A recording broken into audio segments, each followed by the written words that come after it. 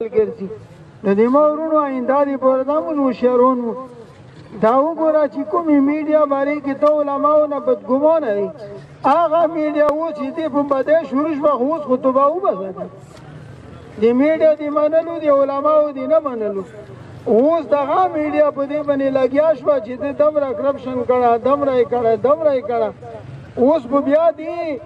دغه میډیا ته په پټو کې جوړاوي لري نه وي ته جوابونه کوي حالانکه دې میډیا خو ته نه شاګرد جوړ کړو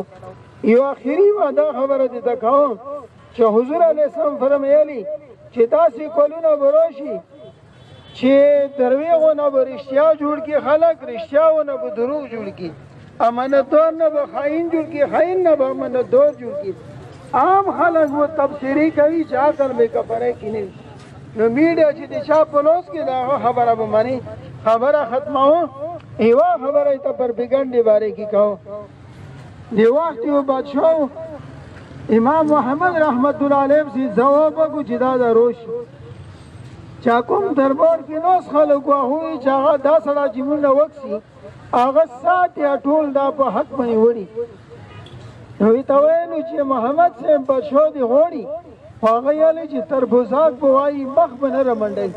او د 2 دقیقو نه زیات وخت به نه تېروي محمد صاحب وایي چې غوړي مې چې شته چې کله راغللو تربوزه کې ویله او چک شو بادشاه ته ویلو چې تو ته پاته دا تربوزه کې ځکه ویله چې دوی وایي چې بادشاه نه مو ته بوی ارچي او دا هغه ته بیا لیار ویر کې نو خبره دا ده چې د پربګنډې وخت ده په دې وخت کې و پربګنډې ته توجه نه ورکوو او یقینا به موږ نورې پربګنډې وکېږي نو دا خبره زه ختموم یایي چې بیا محمد صاحب ورسته خلکو پوه کړي چې دې دا تربوزات دي دې بله در باندې ویلی چې د عالم شکل نظر کې شر ونه شي نو دا میډیا دا پربګنډې کوي سندي رحمت الله علیه دې بیا یو دا معنان کړي من شر نفاسات د شر د هغو ملکونو جماعتونو پربګنډې کولې نه چې هغه داسې پربګنډه کوي لکه سحر پګنډه کې دا لیار ویر کې ایمبولنس ته ماشاءالله لیار ویر